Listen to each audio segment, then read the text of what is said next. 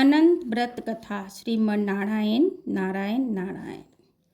भाद्र मास के शुक्ल पक्ष की चतुर्दशी तिथि को अनंत व्रत कथा का श्रवण करना सभी जीवधारियों के लिए सर्वोत्तम कथा है।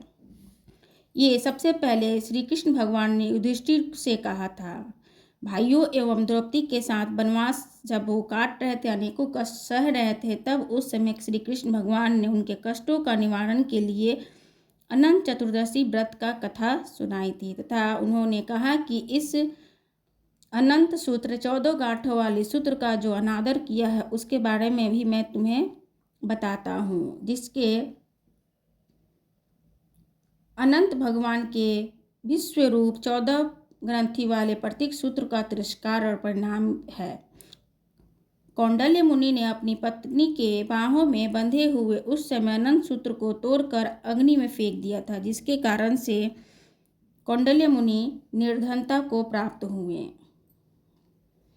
बात यह थी कि कौंडल्य मुनि सुमति की कन्या शीला से विवाह कर उसे साथ अपने घर लौटा रहे थे। तभी नदी किनारे कुछ स्त्रियां अनंत भगवान की कथा का श्रवण कर रही थीं। सुमति मुनि की कन्या शीला ने उन स्त्रियों के साथ अनंत भगवान का पूजन किया और वहाँ पर अनंत सूत्र अपने बाजू में बांध लिया। उस पर उनकी नज़र पड़ी और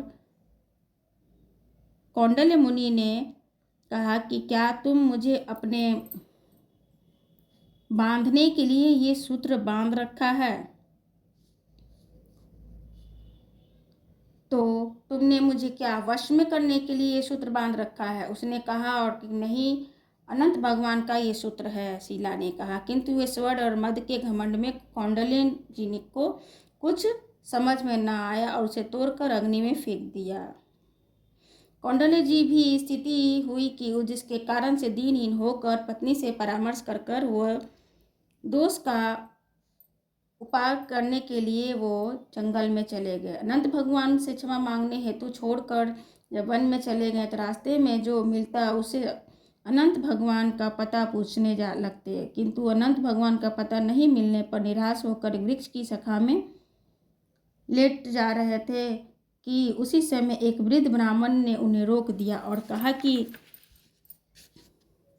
चलो गुफा में, मैं तुम्हें अनंत भगवान का दर्शन कराता हूँ। क्रोध और अभिमान को छोड़कर भगवान अनंत की खोज में वो ब्राह्मण के साथ गुफा में चले गए। चतुर्भुज स्वरूप आगे बढ़े और सदगुरु के रूप में उपस्थित होकर भगवान ने अनंत सूत्र का तिरस्कार किया है। उसके ही उपाय से तुम्हें ये निष्कर्ष है कि भगवान अनंत सर्वत्र व्यापक हैं।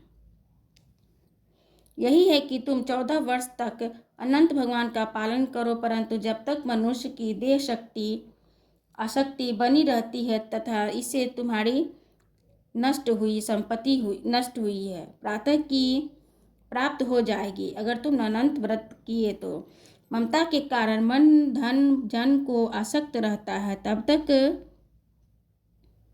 उनका बोध नहीं होता। सांसारिक विषयों सुखों में मुड़कर भी मनुष्य अंतर्मुख होने लगता है, भगवान का साक्षात्कार सुलभ हो जाता है।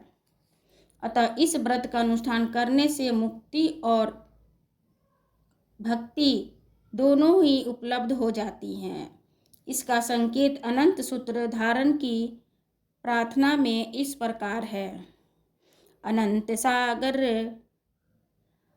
महासमुद्रे मगनाय संभयुधर वासुदेव अनंत रूपे विनियोजितामा अनंत रूपाय नमो नमस्ते।